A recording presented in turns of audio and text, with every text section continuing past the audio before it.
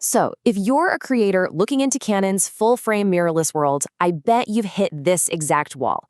Do you go for the legendary, battle-tested R6, or do you spring for its faster, smarter successor, the R6 Mark II?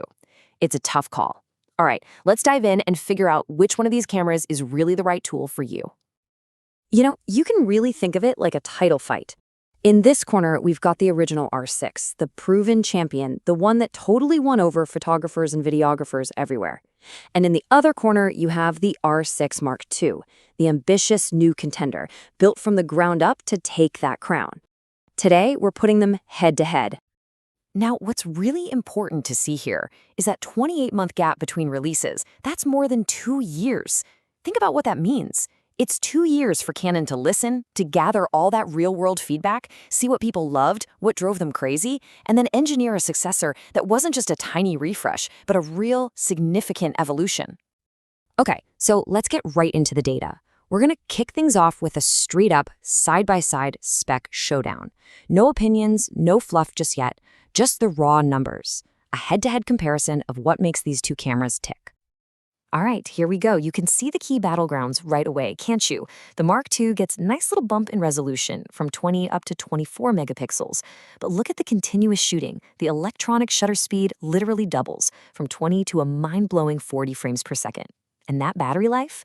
Wow, that's a huge jump for the Mark II. Of course, all these goodies come with a price difference, which we'll definitely get to. So let's just boil that whole table down to what actually matters when you're out there shooting. This slide really nails the 3 biggest upgrades. With the Mark II, you're getting more detail in your photos, you're getting double the speed to catch that perfect moment, and you're getting a battery that'll see you through a much, much longer day. These 3 things right here are the heart of the whole upgrade.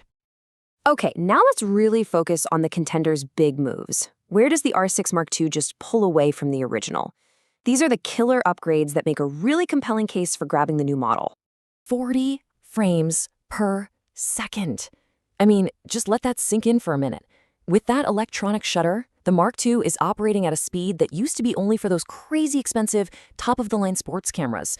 If you shoot wildlife, sports, or really any fast action at all, this is an absolute game changer. It practically guarantees you won't miss the shot.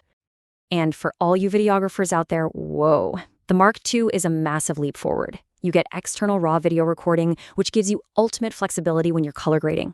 The old 30-minute recording limit? Gone. You can finally shoot 4K at 60 frames per second without that annoying crop. And you get these really practical things too, like lens breathing correction and even a dedicated switch to jump between photo and video mode. It's just a much, much more serious video tool. But it's not just about the headline features, right? There are these awesome quality of life improvements. That 24-megapixel sensor, it gives you 19% more pixels, which means more freedom to crop in. Then there's the pre-shooting buffer. It's like a little safety net. It actually captures frames before you even fully press the shutter button. And the battery? Getting an extra 220 shots per charge is a huge deal, especially for wedding and event shooters. But hang on, this fight is not over yet. The original R6 is a champion for a reason, and it still has some pretty serious tricks up its sleeve. So now, let's hear the champion's defense. Let's see where the original still absolutely shines. Okay, so this is interesting. The original R6 actually has over 1,000 more autofocus points. That could give you finer control in some specific situations, but maybe more importantly, because it has fewer pixels packed onto that same full-frame sensor, each individual pixel is about 19% larger. In theory, bigger pixels can gather more light, which could mean cleaner images in really dark situations. And this is the R6's knockout punch. Value. You are getting a camera that is still an absolute professional workhorse, but you can find it renewed for around $1,800. Now, compare that to the Mark II's new price of about $2,100. That $300 savings is significant. That's a new lens right there. Now, before we decide on a winner, it is so important to remember that these cameras come from the same family. They're built on the same incredible foundation, and they share a core set of truly professional-grade features. And just look at this list. This shows that no matter which one you choose, you are not getting a lesser camera.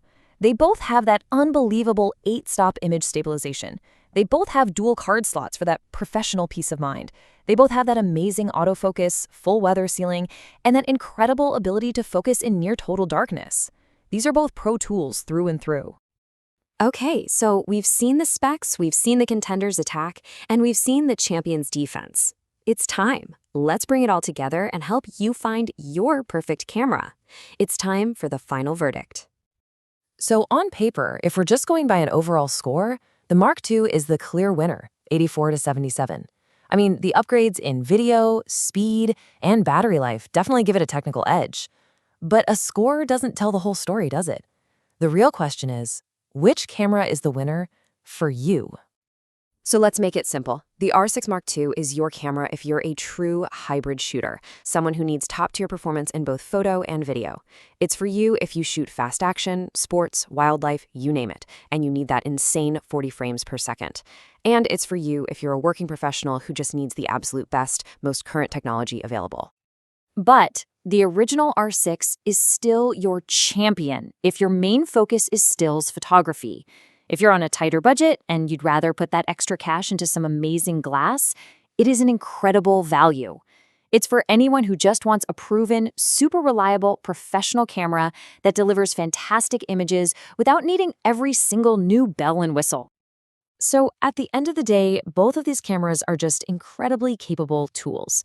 We've broken down the hardware, the specs, all the features. The only question left is the one that really matters. You know the tool, so what story are you going to tell with it?